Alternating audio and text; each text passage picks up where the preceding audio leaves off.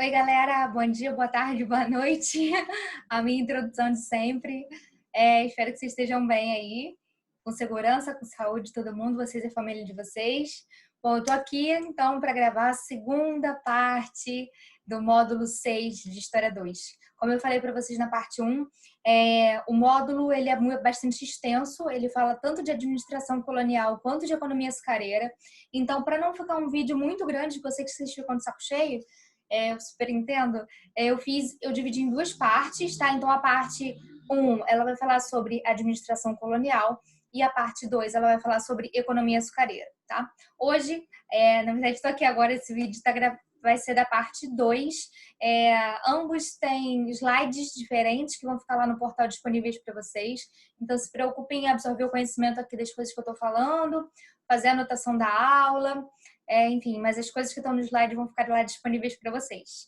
Acho que eu não me apresentei nesse vídeo.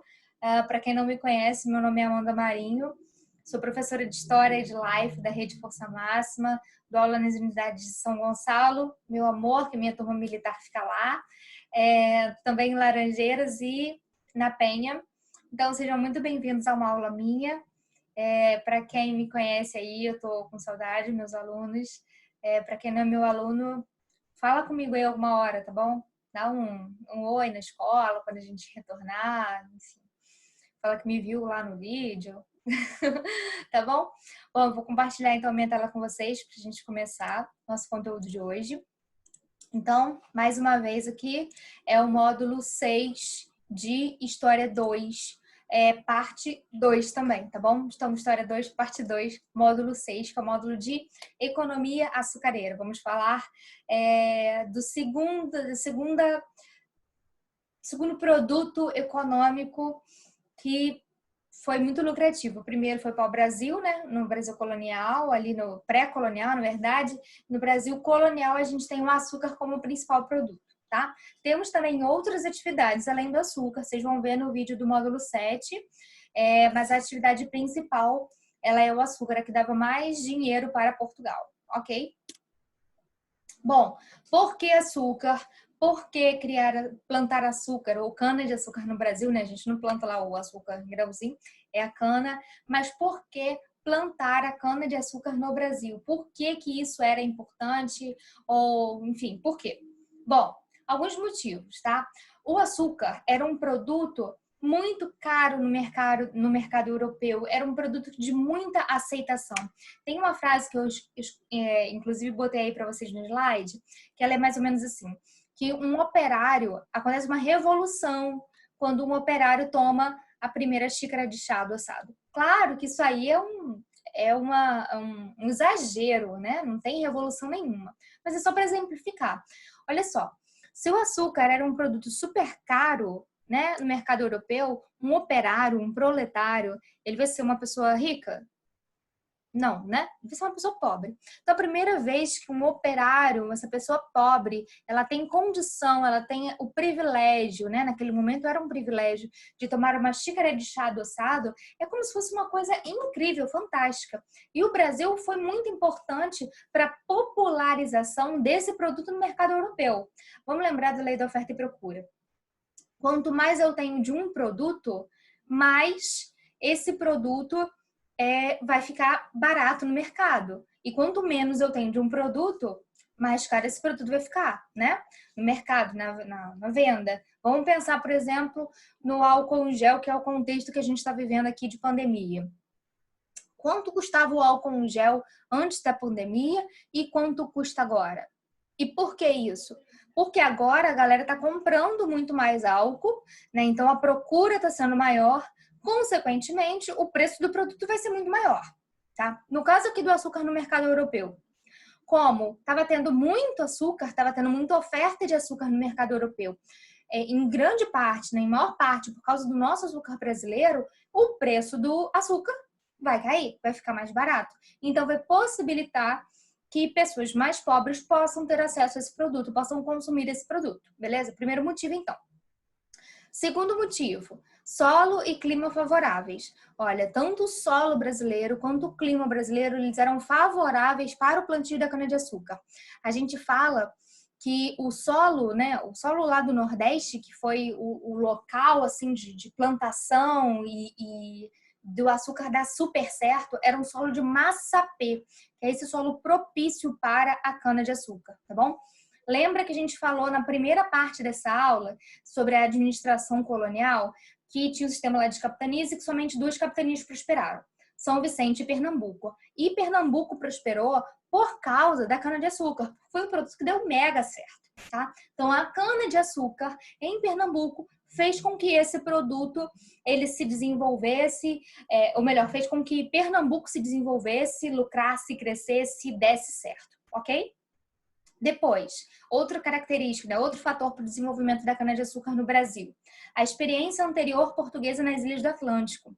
Portugal já tinha dominado algumas ilhas do Atlântico e essas ilhas tinham sido super sucesso, tinham dado certo. Portugal tinha conseguido plantar açúcar ali, então ele já tinha conhecimento, né, expertise do plantio, do desenvolvimento da cana-de-açúcar, como fazer a colheita, o processo todo. Então, essa experiência portuguesa anterior fez também com que esse produto desse certo aqui no Brasil, especialmente no Nordeste, tá? Proximidade com a Europa e com a África, a região ali do Nordeste, então, proximidade com a Europa e com a África, tá bom? E investimentos feitos pelo Donatário Duarte Coelho em Pernambuco, né? Na capitania de Pernambuco. Beleza? Bom, além disso, a gente tem um financiamento externo dos holandeses. Os holandeses vão ser super parceiros de Portugal nesse financiamento do açúcar. No vídeo de mercantilismo, que é o vídeo de História 1, que eu gravei para vocês também, né, do módulo 6 agora, o vídeo de mercantilismo ele fala que os holandeses, né, a parte do mercantilismo holandês estava diretamente relacionada com esse financiamento dos bancos holandeses para outros países pegarem empréstimo. Um deles, por exemplo, Portugal, que pegou esses empréstimos, né, e utilizou aqui no desenvolvimento da cana-de-açúcar. A gente também tem, vocês vão ver um pouquinho mais para frente, quando os holandeses invadem o Brasil, eles têm dinheiro para investir aqui no açúcar, os senhores de engenho pegam vários empréstimos com eles. Então, o financiamento externo da Holanda facilitou muito o desenvolvimento do açúcar aqui no Brasil, tá? Quando a gente fala de engenho, que era o local onde açúcar era produzido, naquele território, a gente tem que falar de engenho enquanto complexo. Porque, assim, não é só um território ali de lavoura, de plantio e tá tudo certo, não. Tinham diversas instalações dentro de um engenho, o que possibilitava, né, o que fizesse que ele fosse complexo. Né? Não é só ali, vou colher a cana-de-açúcar e vou botar num saco e vou exportar. Não é isso. Existia um processo para a cana-de-açúcar se transformar no açúcar. E não era um processo simples, tá bom? Por isso que a gente fala de complexo de engenho. Bom, deixa eu molhar minha garganta aqui, que esse é o 4º vídeo que eu tô gravando hoje. Dentro do engenho, existiam algumas instalações. Então, a gente tem a parte da lavoura, a parte de plantio da cana-de-açúcar. Temos as instalações de transformação, que é o processo de transformar a cana-de-açúcar em açúcar, tá? Tem moenda, caldeira, casa de purgar. Temos as moradias, Casa Grande e Senzala. Daqui a pouco eu vou falar um pouquinho melhor das moradias para vocês. E tem a produção secundária. O que é isso? Olha, o açúcar, né, a economia açucareira, ela era baseada no sistema de plantation, que eu também já vou falar melhor para vocês. Esse sistema de plantation, ele tinha um produto principal, que era, no caso, o açúcar. Só que não era somente o açúcar que era produzido ali naquele engenho, até porque as pessoas do engenho têm que se alimentar, tá bom? Não é só isso. No módulo 7, vocês vão ver também sobre as atividades econômicas complementares, que são outras atividades ali que vão estar ao redor, não ao redor, né? Mas que elas vão complementar o açúcar. O açúcar era a principal, mas não era a única atividade econômica que existia no Brasil nessa época, tá bem? Bom, aí aqui tem uma imagem para vocês. Não se preocupem em ler, em anotar nada do que está escrito aqui, não. É só para vocês terem uma ideia. Isso aqui, como sempre, né? O slide vai ficar disponível lá para vocês, no portal da escola, tá bom? Aqui é para vocês terem uma ideia de como funcionava o engenho. Tinha a parte ali do canavial, que é a parte de plantação. Tinha a parte aqui da moenda, olha só, onde a cana-de-açúcar ela era moída para extração do caldo. E se eu fosse resumir o processo de transformação do açúcar, eu diria o seguinte: pega a cana, corta lá a cana, vai moer até extrair aquele caldo todo, vai cozinhar aquele caldo todo, deixar secar, né? Passa ali por um processo, vai deixar secar esse caldo vai endurecer e depois ele vai ser repartido e vai se tornar o açúcar. Na época, o açúcar não era branquinho como a gente tem hoje em dia, né? Hoje é açúcar refinado. E o açúcar, ele não era também em grãozinhos, não era fininho, tá? Era em pedaços, tá bom? Não é também nem naqueles quadradinhos que a gente vê em filme, aqueles quadradinhos pequenininhos. Ah, quantos blocos de açúcar você quer? Tipo, nada assim, não.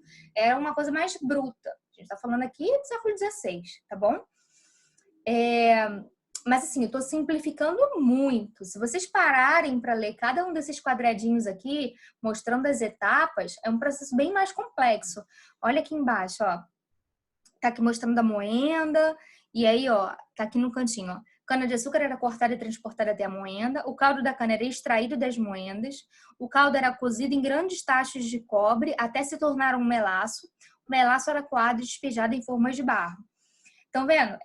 É um processo, é complexo, não é simples, não. Se a gente fosse pensar, por exemplo, no café, que é outro produto que vocês vão ver um pouquinho mais para frente, o café, ele era colhido, ele não passava por esse processo de transformação, mas ele era coído, ele era torrado, tinha parte ali de secagem do café para extrair qualquer, não só secar, né, o grãozinho, mas também para extrair qualquer coisinha que tivesse junto dos grãos. Então era um processo não tão complexo quanto o açúcar, porque no caso o açúcar ele era transformado. O café não, era um processo diferente, mas vocês vão ver isso mais para frente, tá bom?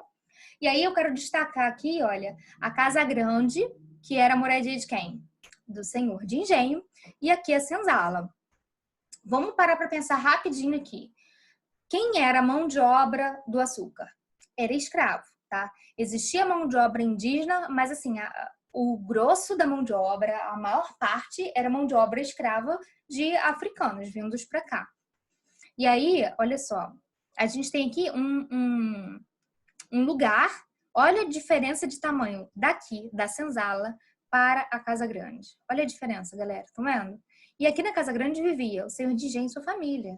Algumas pessoas. Aqui na senzala vivia muito mais gente. E olha a diferença de tamanho de um para o outro. Então, obviamente, as condições que as pessoas viviam aqui na senzala não eram nada favoráveis, até porque escravo era uma mercadoria, não era gente, não era ser humano. Então, por que eles teriam aí uma boa residência, um lugar bom para morar? Óbvio que não, né? Tem uma frase que a gente lê sempre em camisas ou na internet, hoje em dia, que é mais ou menos assim: a Casa Grande pira quando a senzala aprende a ler, ou a Casa Grande pira quando a senzala vai para uma universidade pública. Por quê? Está comparando as classes sociais. Está comparando as pessoas ricas, como se fossem as pessoas da Casa Grande, as pessoas que vivem ali, e as pessoas mais pobres, mais humildes, como se fossem as senzalas. Entenderam a comparação? E aí está falando, ó, o rico, né, as pessoas mais privilegiadas, né, pessoa que tem grana, que não passa necessidade, elas aí estão pirando quando o pobre chega na universidade pública, quando o pobre tem acesso, sabe? Vocês já viram aquele filme Que Horas Ela Volta? Com a... Ai, meu Deus, esqueci o nome da atriz. Mas enfim, o filme Que Horas Ela Volta.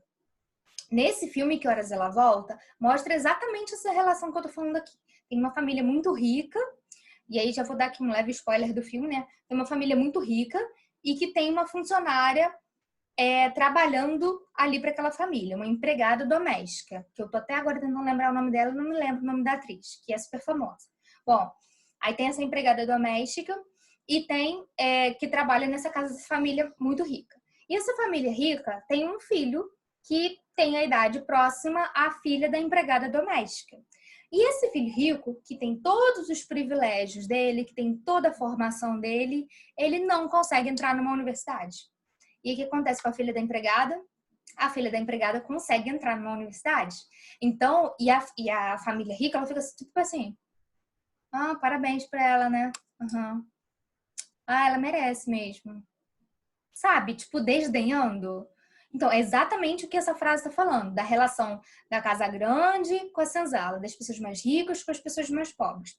Entenderam? Só para ilustrar aí. E aqui eu vou mostrar para vocês a sociedade do engenho, como é que ela formava, né? Entendam aí uma pirâmide social. No topo, aqui no topo, a gente tem as pessoas mais ricas e a menor quantidade de pessoas, e embaixo a gente tem as pessoas mais pobres e a maior quantidade de pessoas, né? A base da pirâmide, que vai sustentar as outras de cima. Então, lá em cima a gente tem senhores de engenho, sua família, abaixo lavradores de cana, feitor e mestre do açúcar, que seriam assim pessoas livres que viviam ali com alguns privilégios, né?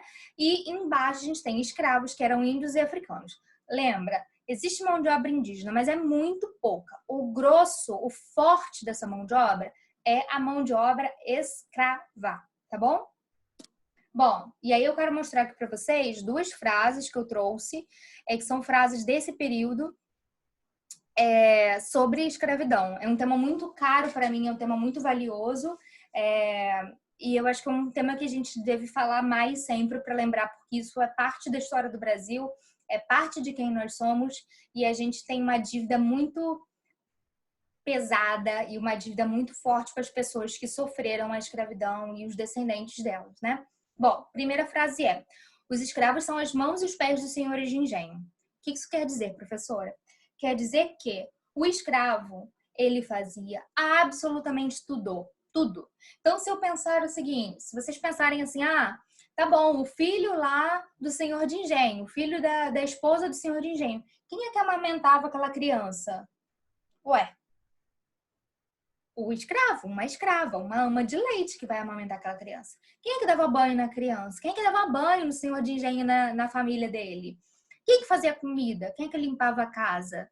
E não estou falando só de serviço doméstico, mas como eu falei, de amamentação mesmo, de fazer todo o serviço, toda a parte de mão de obra do engenho, era o escravo. Por isso que eles eram as mãos e os pés dos senhores de engenho, porque os senhores de engenho não viviam sem eles, por uma ideia mesmo de dependência. Eu dependo que alguém faça essa mão de obra para mim. Eu preciso dominar aquelas pessoas, tá? E a gente está falando aqui de uma sociedade patriarcal, onde a figura de poder estava concentrada no homem, tá? Mulher não tem poder, mulher não tem voz naquela época. Não tô nem falando de voto, porque, nossa, isso aqui é muito longe de ter voto, mas de voz. Qualquer assunto sério, econômico, político, a mulher não passava nem perto. Então, qual era a obrigação da mulher naquela sociedade? Era bordar, ter filhos, tomar chá, sabe? Era assim, tá bom? A obrigação dos homens era política, economia. A obrigação das mulheres também era rezar, né? Sociedade muito católica, tá bom? Bom, outra frase. O tráfico de escravos gera a escravidão. Vou abrir um parêntese aqui, tá bom? A gente fala tráfico normalmente, mas só é tráfico a partir de 1831. Antes de 1831 era comércio de escravos, porque era legal. Só se torna ilegal a partir de 1831, a partir da Lei Feijó, tá bom? Mas a gente fala tráfico de escravos normalmente. Bom, voltando para a frase. O que essa frase significa? O tráfico de escravos gera a escravidão. Gente, o tráfico era uma atividade tão lucrativa para Portugal, mas tão lucrativa, que a própria atividade, o próprio trazer escravos da África para cá já gerava muito lucro para Portugal. E se gerava muito lucro, é óbvio que Portugal vai querer cada vez mais trazer mais escravos para cá, porque é lucrativo para Portugal. Então, vir escravos para cá, já que Portugal fazia isso com frequência, vai incentivar a escravidão, vai gerar a escravidão, fortalecer e fazer com que essa escravidão continue acontecendo, porque era uma atividade muito lucrativa. Entenderam? E olha só, a gente vivia, ou o Brasil vivia nessa época, numa lógica de pacto colonial. Vocês viram isso em mercantilismo, né? No módulo 6 de História 1. O pacto colonial é a relação entre a metrópole e a colônia. E ela é uma relação imposta, tá bom? Eu costumo falar que o pacto colonial ele tem 3 bases, 3 princípios. Primeiro princípio, a colônia não pode produzir nada que compita com a metrópole. Então, se Portugal produz açúcar, o Brasil não pode produzir açúcar, porque seria uma competição, tá? Segundo princípio, a colônia só existe em função da metrópole.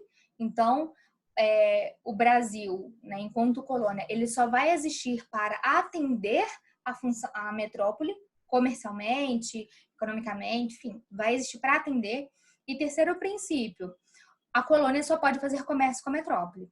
Então, assim, se o Brasil precisa de algum produto, ele vai comprar de Portugal, certo? Vai comprar o quê? Vai comprar escravo de Portugal. Então, o pacto colonial, essa relação forte entre a colônia e a metrópole, e de novo, é uma relação imposta, a metrópole impõe essa relação para a colônia, vai ser essa relação que vai contribuir para a vinda de escravos para cá, tá bom? Porque o tráfico era uma atividade lucrativa para Portugal. Se era uma atividade lucrativa, Portugal vai, encher o Brasil de escravos porque Portugal quer ganhar dinheiro. A gente vivia para ser explorado por Portugal. O objetivo da colônia é esse, é ser explorado pela metrópole, tá bom? A gente existe para a metrópole. Lembra o princípio que eu falei? A colônia só existe em função da metrópole. Ela existe para atender a metrópole, atender a demanda dela, as necessidades dela. Ok? Bom, e a economia açucareira era um sistema de plantation.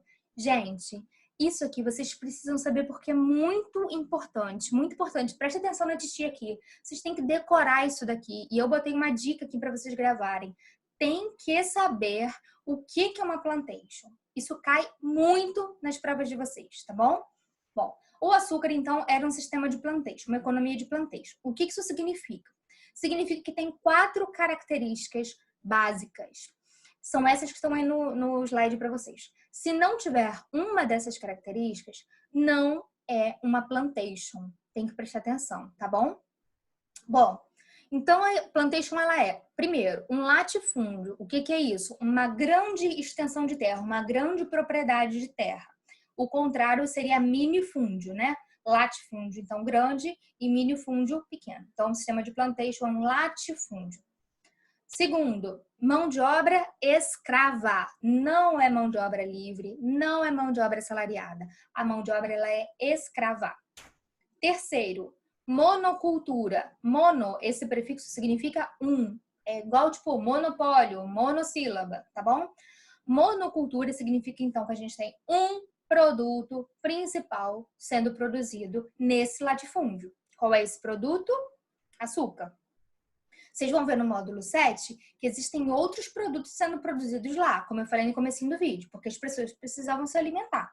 Mas o produto principal, o que mais era produzido, era o açúcar, tá? Nesse caso do plantation açucareira. E quarta característica, produção voltada para o mercado externo ou para exportação. Tá bom, galera? Então, olha só, eu não vou produzir açúcar para ser vendido no Brasil. Eu vou produzir açúcar para ser vendido em Portugal, lá, para o mercado externo. Lembram o começo da aula? Boa aceitação no mercado europeu? Então, essas 4 características, elas são básicas da economia de plantation. A dica para vocês decorarem é, pensou em plantation, pensa em leme. Igual tá aqui para vocês, ó, leme, tá? E as 4 características. L de latifúndio, que é essa grande propriedade de terra, E de escravidão, M de monocultura e E de exportação, tá bem? Tem que ter essas 4 características. Se não tiver essas 4 características, uma dessas 4 não é uma plantation, ok? Bom, a gente encerra por aqui a aula de economia açucareira. Então, essa é a parte 2 do módulo 6 de História 2, tá bom, médio militar? Bom, espero que vocês tenham aprendido, que tenha sido válido para vocês. Fiquem em casa, fiquem com segurança, fiquem bem e a gente se vê por aí. Beijo!